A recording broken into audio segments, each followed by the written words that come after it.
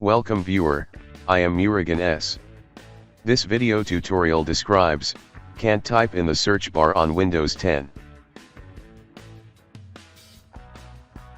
Open File Explorer, this PC, C drive, Windows folder, System32 folder. Search with Ctfmon.exe.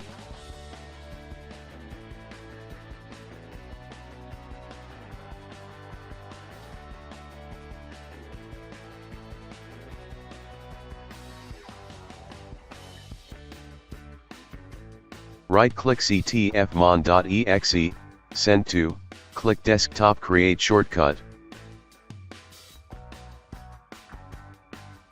Right-click Start button, click Run, type shell colon common space, Start up.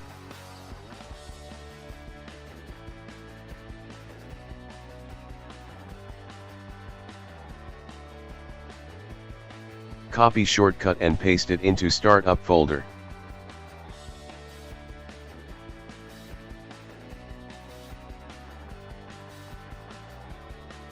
Restart system.